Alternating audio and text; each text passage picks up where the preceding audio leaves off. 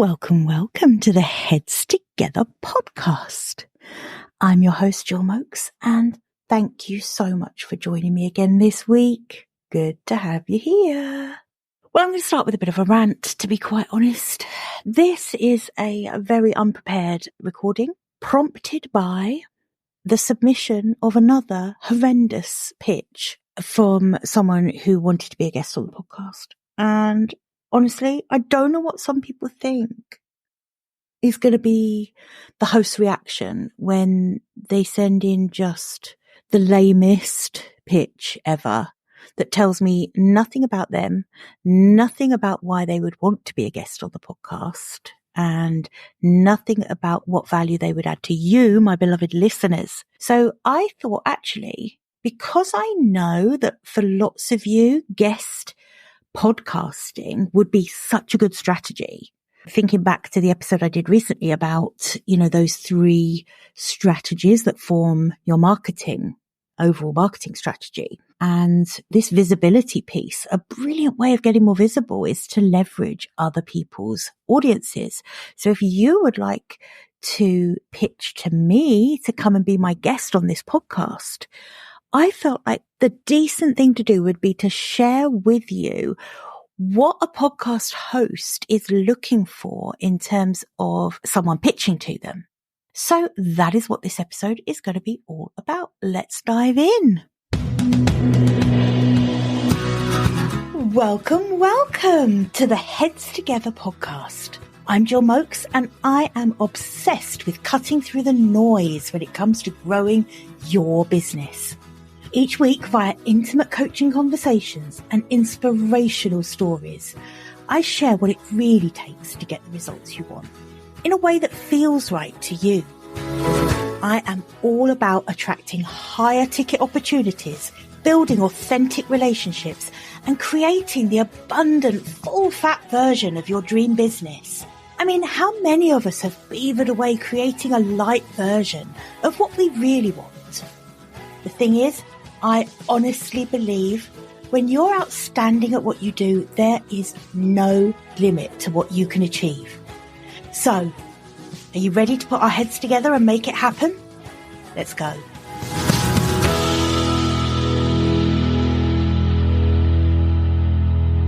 Okay, so first thing that comes to my mind is that loosely, what I need to know when someone pitches to me is that they really want to be my guest on this podcast because they feel they've got something to offer my audience. That's like the main reason. And yet, honestly, some people kind of pitch as if they just want me to do them a favor and have them on as a guest for their own benefit of exposure. Think about it. Why would I do that? This podcast is so precious to me. I love doing this podcast. I'm really protective of it. And I really want every episode to be delivering something that my listeners really want to hear. Having people on as my guests isn't about doing them a favor. It's about serving my audience. So think about that when you're pitching to a podcast host or a video show host or whoever you're hoping that you can be a guest for. Think about coming at it from an angle of what do you have that my audience would really benefit from? And is it something that is complementary to the things that I talk about on the podcast? So another thing that happens quite often is that people will pitch to me and it's almost like I'm pitching myself because they clearly do the exact same thing I do. And I think, a bit of common sense, isn't it? It's like if you are a business coach who serves the very same people I do, then it's unlikely that I'm going to invite you on to be my guest to offer the same thing that I offer my clients. Now, that doesn't mean that you wouldn't be a great guest for the podcast, because I am all about abundance and I'm all about collaboration over competition. So there is space for all of us, but if you want to be a guest on the podcast, I'm not going to invite you on if you're just offering to serve up the same thing that I deliver. I want you to offer something different that I don't offer so that it's beneficial to my audience to have you on as my guest. Yeah. So really being specific about what can you bring that's a bit different, but still aligned, that will benefit my audience. And that piece around still being aligned is important too. What was it? I had someone pitched to the podcast the other day. Now, what was it they do? It slipped my mind, but it would have been such a good example because I remember reading the pitch and thinking, what the fuck? Like what? Why would they even want to be a guest on my podcast? Because my audience, you guys are not going to be in any way, shape or form the right audience for them. So sometimes I think this is lazy marketing. This is probably, something very generic. They've got this huge prospect list of podcasts that they're going to pitch to, and they're not taking the time and effort to craft the right pitch to the right podcast.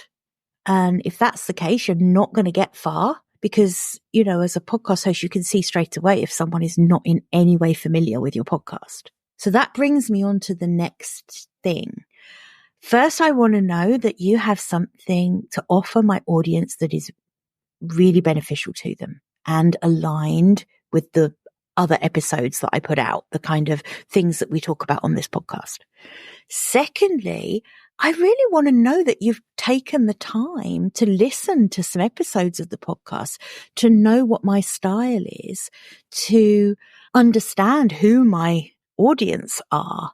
If you haven't done that and you're just working from a prospect list of potential podcast hosts, again, it's going to be kind of obvious. Or if it's not obvious, it's going to be an omission. So if you don't include in your pitch to a podcast host something that reassures me that you know and like the podcast and have listened to it. Now, I'm not saying that the only people who I want to have as my guest have to be lifelong listeners of the podcast. That would be a bit up my own arse. But I do think if you're pitching to me, if it's not me coming out to you and saying, please, will you be my guest?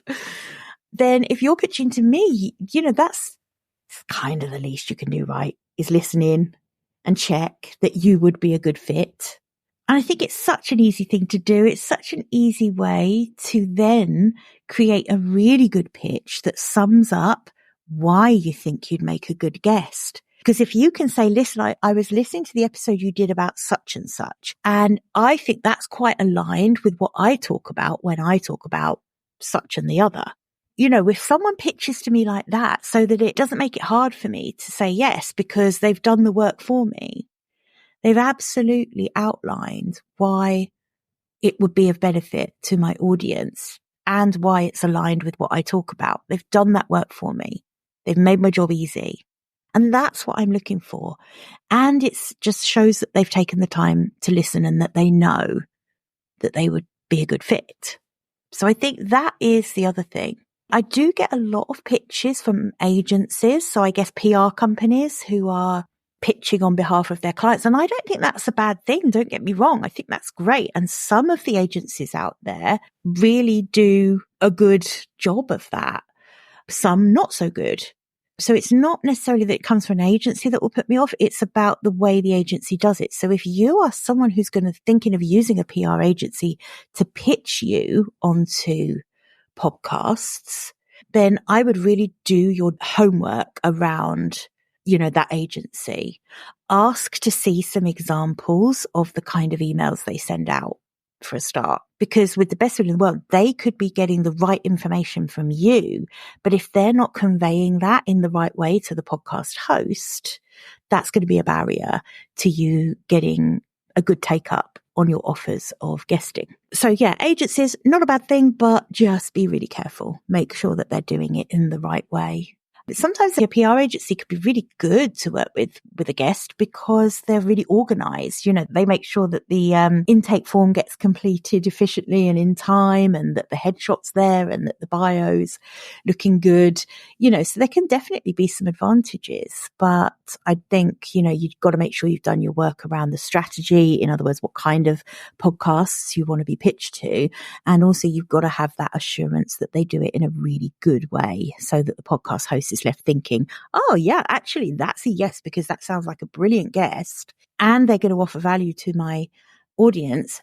And this agency has done this in a really good way and they're making it easy for me. Okay. And then I think the last thing I want to talk about is, as a guest, if you pitch to the podcast host and the podcast host says, yeah, absolutely love to have you on as my guest, do make sure that that host gives you the time to just talk through the angle that they would like you to come at, or that you want to come at together. Make sure they give you enough time to do that. Make sure that they, furnish you with everything you need to get the most out of being a guest on the episode. So for me, when someone's a guest on the Heads Together, my team and I make sure that they get, a Google Drive folder, and in that it will have images and quote tiles or pictures, little audiograms, things that they can share to promote the episode. Because this is a really big one, is that a podcast host really wants to know that you are going to make the most of the opportunity and share and promote that episode to your audience, because it's a two-way thing. You're going to get the benefit of visibility in front of my audience, but I would really like it if you then promoted it in front of your audience so that it becomes this real win-win for us. So again, in your pitch email, really outlining how you would propose to promote the episode is such a good standard. Just a really great standard to hit. And again, PR agencies are actually quite good at that. They're quite good at saying how it would be promoted. But if you're pitching yourself, why not include that too? Because it just demonstrates that you get it. You get the exchange that's going on here in terms of value for each other.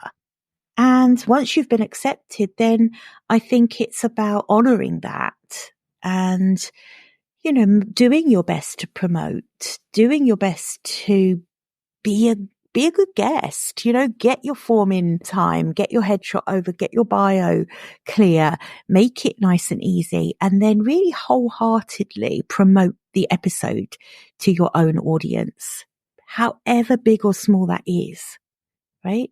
Maybe, you're sharing it with your LinkedIn followers.